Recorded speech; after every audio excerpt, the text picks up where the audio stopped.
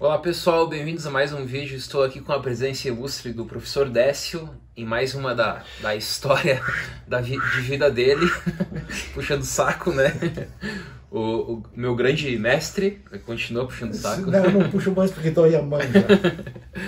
Bom, então agora, continuando, estamos falando um pouco da sua vida e agora falaremos um pouco dessa parte do jornalismo, tratando da filosofia, pós-mestrado. Isso, certo. Bom, o jornalismo, saindo de Veranópolis, eu vim constituir, montar uma nova rádio em Caxias, Rádio Princesa, que era para ser para Pelotas, mas as injunções políticas seguraram aqui em Caxias. Era ali na descida do Jovinilo, no lado de lá, num prédio que deve ter 6, 7 andares. Então eu trabalhava na parte do nível da rua e embaixo eram os estúdios. E discoteca, etc.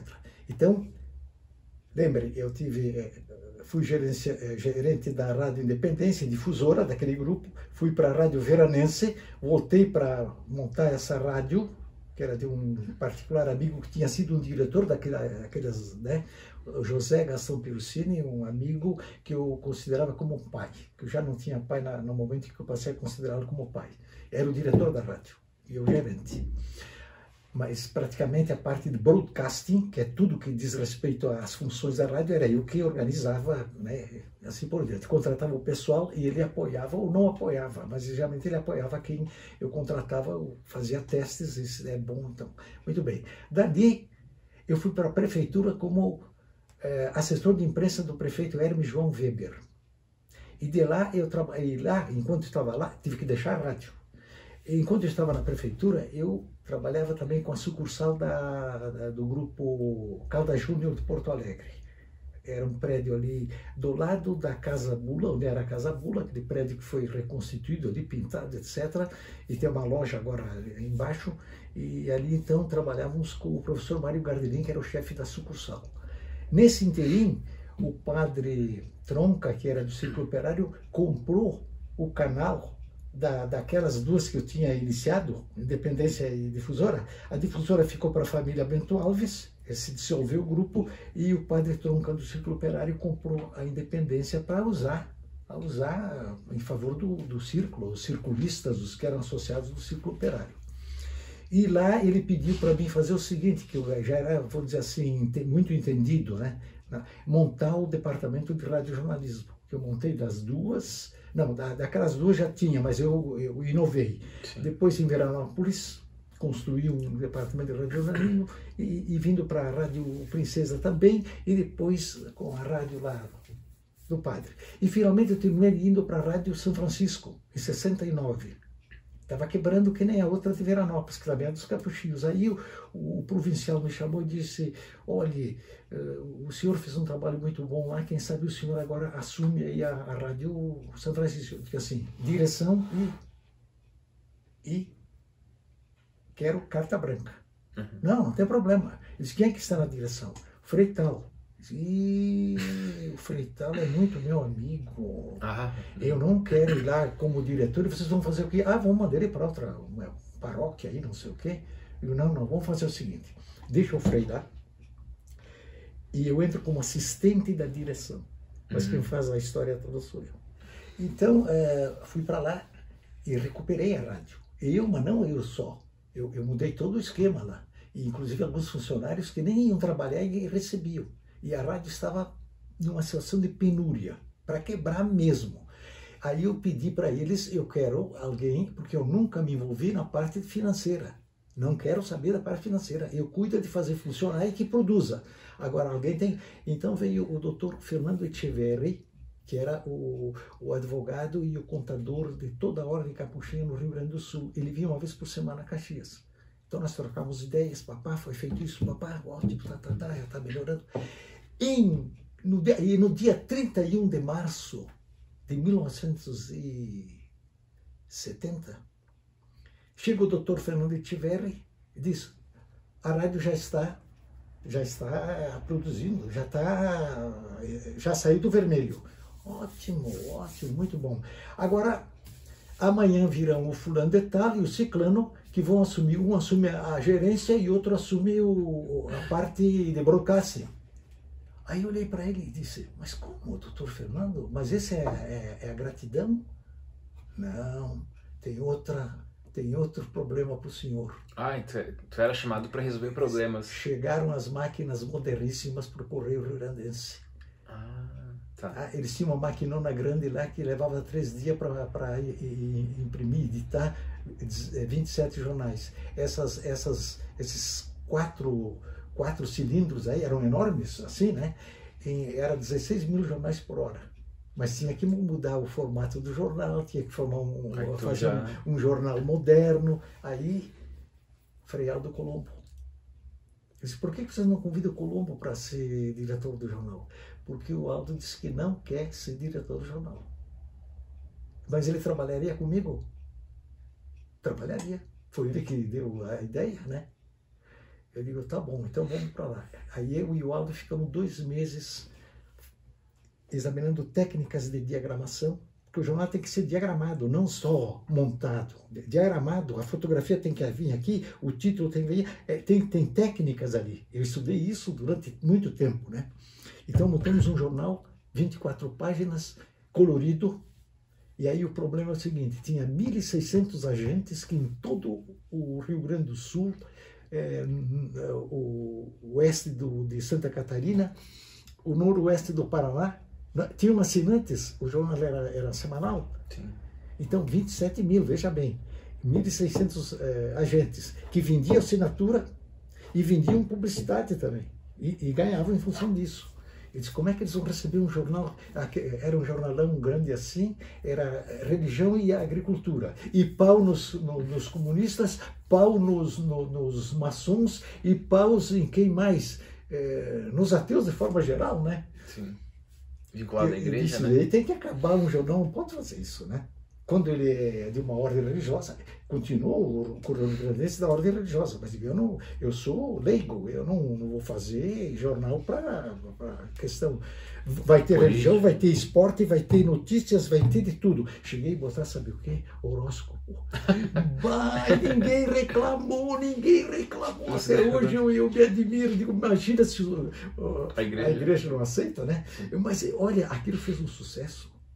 Bom, quando eu saí de lá 10 anos depois, eram 44 mil jornais rodando naquela máquina. Então, aí lá fundei o seguinte, como as máquinas tinham um tempo muito ocioso, imagina 16 mil por hora, já, né?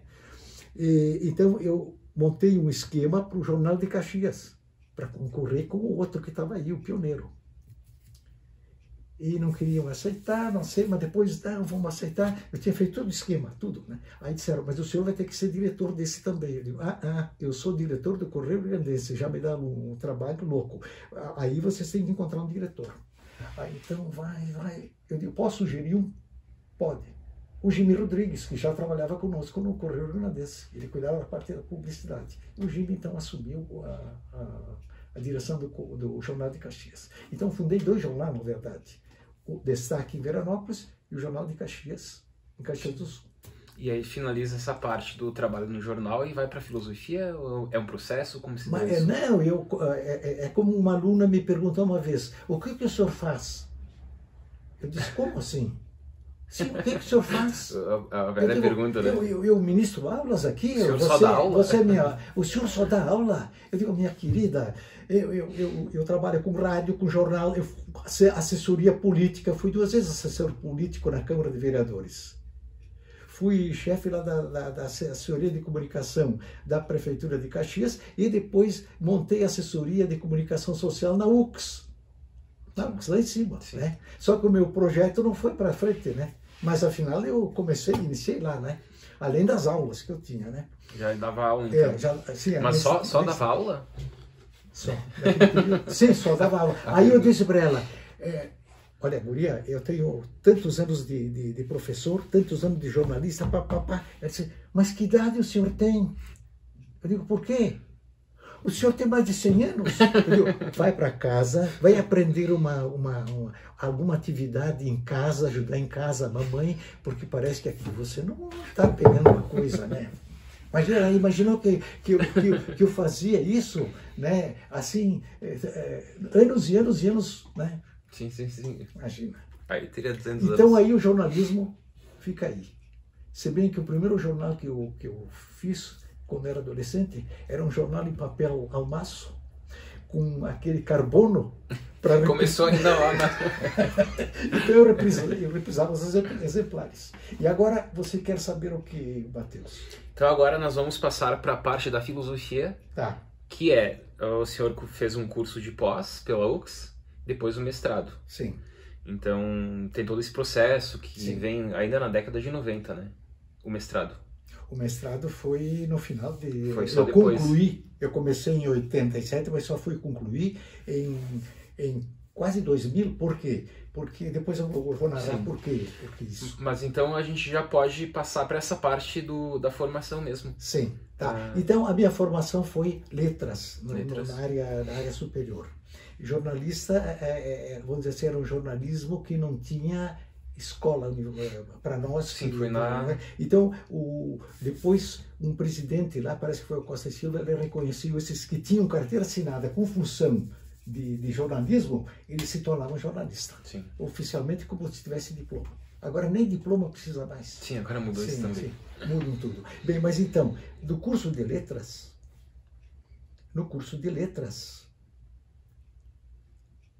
no último ano do nosso curso de letras, eu comecei em 66, 67, 68, 69. 67, o curso foi juntado à universidade que surgia. Então, terminei na universidade. Tenho, então, a declaração de que fiz o curso de letras da universidade e não da Faculdade de Filosofia, Ciências e Letras. E lá, na universidade, terminei o curso e continuei como jornalista, né? Uhum. E lá na década de 70, eu fazia na Correio Rio-Grandense reportagens. Então, por exemplo, sobre a universidade eu fiz várias reportagens. Não a de Caxias, da Universidade do Mundo, né?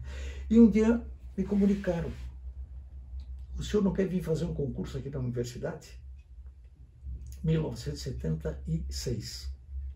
Eu já tinha feito na universidade, depois do curso de letras, fiz uma especialização em filosofia, que foi uma das melhores que foram feitas nessa universidade e em muitas outras maiores. Quem era o coordenador? Luiz Alberto de Boni, que tinha vindo da Alemanha com doutorado em filosofia e doutorado em teologia. Então ele montou um curso de especialização e trouxe como professores colegas dele que tinham estado lá, que nem o padre, aquele padre que depois deixou de ser padre jesuíta, foi padre secular, ele trabalhava com Aristóteles lá na PUC. Uhum. O padre... Puxa, não me lembro. Esse aí também veio com doutorado em teologia. E ainda ele convidou um professor, um doutor em aquela disciplina lá do Carlos. Lógica. O professor de lógica da Argentina, Orayen, era o sobrenome dele. Então, era um curso muito bem organizado, até foi sair uma obra. Só que o meu texto não saiu na obra, porque a obra foi feita na PUC, e eu fiz um sobre Nietzsche. Primeiro artigo que eu escrevi sobre Nietzsche. Opa, aqui já aparece o Nietzsche na história, né? Sim, a fantástica metafísica do super-homem, em Nietzsche. Sim. Ele era contra a metafísica, né? Ele é contra o... mas no final ele faz também uma fantástica metafísica. Então, o meu artigo não saiu. O De Boni ficou chateado, etc. Não tem problema. Não tem... Aí fiz o concurso na universidade. Fiz um concurso escrito, comecei às 9 da manhã, terminei às 3 da tarde. Quase um pequeno livro, né? E depois, no dia seguinte, tinha que apresentar uma aula, ministrar uma aula para o José Clemente Prozerato, professor Gemi Paviani, e aquele que foi um senhor lá de Porto Alegre, que foi vice-reitor, foi pró-reitor de pesquisa. Está aqui. Eu vou com licença. Está aqui. Urbano Dziles. Ah, sim. Urbano Dziles, né? Sim. Que ele escreveu vários livros, ele escreveu. E então eles me fizeram a inquirição, 40 minutos de aula, e depois fizeram perguntas. E me fizeram uma pergunta muito que eu tinha estudado toda a nova reforma universitária que a ditadura implementou em 67. Aqui na UX ela só entrou em 77, 10 anos depois, e de uma forma diferente, né? Aulas com 150 alunos e alunas, que era um terror, né? Eu tinha 4 aulas, 600 alunos e 600 alunas, eu lia todos os trabalhos que me entregavam, eu fazia 2 exercícios para aprovação ou não do aluno, 27% não eram aprovados. A média. A média. Então, estava ali envolvido então com essa especialização em filosofia. Aí eu resolvi, digo, não, quem sabe uma hora dessas eu resolvo fazer um mestrado, né? E em 87, eu participei de um processo de seleção na URGS. Muito bem, cheguei lá. Não era bem como agora, que você já apresenta um projeto antes de ingressar, ou quando no primeiro dia que você se apresenta. Não, era depois que apresentava os projetos. Então, o que aconteceu? Na parte escrita, caiu Descartes. René Descartes. Um aluno uma vez disse lá para o outro professor que era Descartes. Eu disse, deixa ele chegar na minha sala de aula, que ele disser Descartes, ele vai ver o que vai acontecer para ele. Porque é um acidente. Mas aí fiz Descartes, né? Aquela obra dele principal. Discurso, o discurso do método. Le discours de la méthode. Só que no francês vernáculo, quando todos já escreviam, era em latim, né? Sim. Caiu para mim em francês. A sorte que eu tinha estudado pouco antes essas línguas vernáculas, que eram todas diferentes de hoje, né? Depois elas foram sendo aperfeiçoadas, né? O português também. Um documento do rei de Portugal no Brasil nesse tempo, tu não consegue entender metade do que está escrito, né? Tudo bem. Aí, depois, devo ter sido bem aprovado ali nessa parte, aí fui para a entrevista. E a entrevista, não vou citar o nome do professor, sim, né? Eu sou muito amigo dele, eu gosto muito dele, mas isso depois... Essa parte não precisa não aparecer. Precisa aparecer. Ele e o professor Deboni ficaram... O professor Deboni já tinha saído da UX e tinha ido para a Universidade Federal. Então, esse professor e o Deboni iam estar na entrevista comigo. Só que o Deboni disse o seguinte: professor fulano, eu e o Décio fomos colegas lá na Universidade de Caxias, então eu acho que, por uma questão ética, eu vou ficar na sala ao lado ali, vou ler o jornal e o senhor entrevista o Décio. Tá. O professor disse o seguinte: afinal, qual é o seu projeto? Eu disse: é Nietzsche, a questão do eterno retorno do mesmo. Ok, mas aqui ninguém aceita Nietzsche como filósofo. Aqui como, professor? Aqui na URGS. Nietzsche não é filósofo. E o senhor? Eu também acho que não. Além do mais, o senhor fala alemão, traduz alemão? O senhor quer que eu fale inglês, francês, espanhol, italiano? Eu falo e traduzo. Não, mas alemão, Nietzsche falava alemão.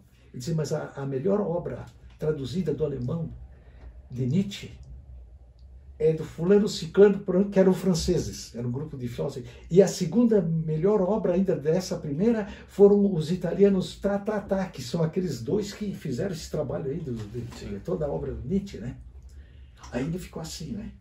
Mas se não fala, naquele tempo tinha que, para estudar um autor, tinha que saber alemão, língua, né? Japonês, né? E a língua uma original. Bobagem, um tipo da bobagem, né? Se tivesse um bom tradutor, né? E aí ele disse, mas o senhor só tem um curso de letras, quer fazer mestrado em filosofia? Eu disse, o senhor olhou meus papéis aí? Olhou aqui a minha biografia, como é a formação? A formação? O Lattes, hoje. Sim, o currículo. Ele disse, sim. Aí ele começou a olhar, ele viu então a formação naquela filosofia, naquela especialização que o próprio Deboni organizou. Eu disse, desculpe, eu não havia notado. Aí ele diz o seguinte, mas vai ser difícil o senhor encontrar orientador aqui. Ele diz, mas isso me impede de entrar na universidade? Ele deu uma parada e o Deboni disse lá, professor fulano, não perca que é peixe dos bons. Então o outro lá puxando, né? Como e aí eu entrei mas aí foi uma dificuldade. E o meu orientador, que afinal a mau gosto pegou como orientador, queria me dar ordens. Eu tinha estudado Nietzsche 10 anos. Se eles não consideravam Nietzsche filósofo, porque eles estudaram Nietzsche, é uma contradição, né? Sim. Bom, então não deu certo, eu saí. Bati os pratos e saí.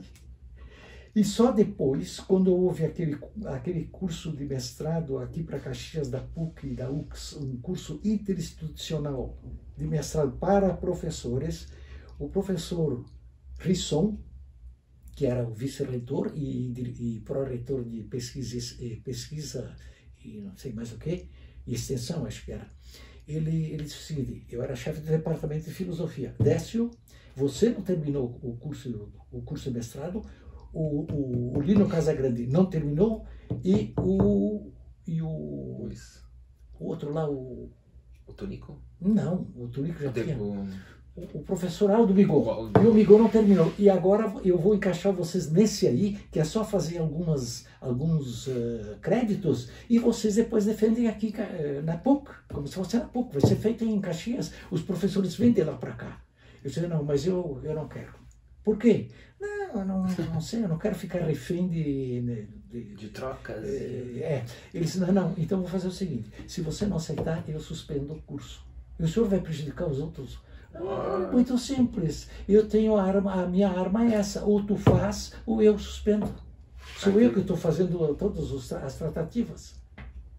Tá bom, então eu faço. Aí fiz lá os 6, 7 créditos, depois defendi. E veio um professor doutor da Universidade de Pelotas, que tinha estudado na Bélgica, o professor Deboni, o professor... como o Alzheimer ataca de repente. O professor Paviani foi nosso orientador dos 3, mas ele nunca orientou, porque ele disse, vocês são 3 professores, colegas, e vocês toquem para frente. E veio um professor da PUC, um que escreveu sobre a máquina do tempo, um que estudou na Alemanha, como é o nome dele? Um baixinho de óculos, de óculos não, porque óculos seria a armação das lentes, né? Como era o nome dele? Fizeram então a banca. E eu preparei, né? Cada capítulo eu tinha tudo preparadinho. Você me faz uma pergunta extra. Aí o de Pelotas disse o seguinte, muito bem escrito, mas eu fui jornalista, né? Muito bem escrito, etc. Então, eu só quero lhe fazer uma pergunta. O senhor traduziu do francês, que o senhor disse que tem a biblioteca, né? Tem os livros do Nietzsche, sempre, e traduziu do francês para, sim, usando também outras traduções, né? A minha tradução é do francês para o português. Mas eu encontrei um termo estranho. Ali, veja ali, tá? Olhei lá. Mas por que o senhor acha estranho? Não sei, eu acho estranho. O senhor deu uma olhadinha lá. Mas, parabéns. Aí falou aquele de Porto Alegre. Aquele de Porto Alegre me disse uma coisa que eu não dei risada, porque nem vou dar o nome, né? Nem sei se ele está ainda lá na universidade, da PUC. Ele diz o seguinte, ótimo trabalho, muito bem escrito, papapá, parabéns, só que se fosse eu, faria diferente. Aí me deu vontade de rir, né? Mas claro, né? Mas se todo mundo fizesse... Como diria o filósofo polaco. Sim, exato, cada um.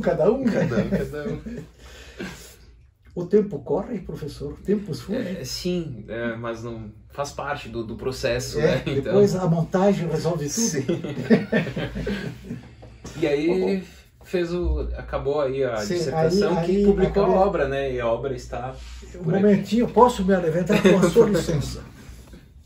E aqui, inclusive, nós temos a coleção do Nietzsche, né? Aqui, lá em está cima, lá essa do francês. Lá em cima é Nietzsche, ó. Nietzsche sobre Nietzsche, vem até aqui de Nietzsche ainda. Né? Biografias de Nietzsche, etc. Aqui está, então... Então aqui está a dissertação, né? A dissertação do mestrado.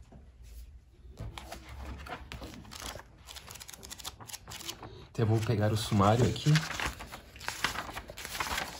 Ali. Veja o sumário como é que eu fiz. Envolvendo música, os movimentos musicais. Ah, inclusive aqui tem, junto com a obra, tem um CD do Nietzsche, né? Sim. Querem um CD do Nietzsche? Tu tem um CD aqui? Tenho. Então só mostrar aqui junto com o pacote. Posso me ausentar? Pode. Porque eu lembro que publicando o livro, o Décio colocou junto com o livro o CD com as obras do Nietzsche. Que é algo diferente, né? Tu compra um livro e junto com o livro tu ganha um CD com as obras originais do Nietzsche. Então eu acho que essa parte complementa bem a obra do Nietzsche aí, do Décio.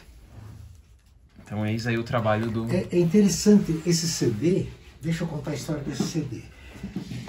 Em Porto Alegre, quem fez esse trabalho aqui sobre essas composições do Nietzsche, foi lá um grupo, inclusive aqui Scarton, né, aquela professora de São Paulo, Hoffmann, Mundstock e Alberti da Rosa, né, que foram os autores desse CD, as músicas de Nietzsche. E eu recebi o telefonema de Porto Alegre: escute, o senhor vai lançar um livro assim do Nietzsche? Sim, sim. Bah, o senhor não gostaria de lançar com um CD de músicas do Nietzsche? Eu disse, eu gostaria, mas são 700 volumes, né?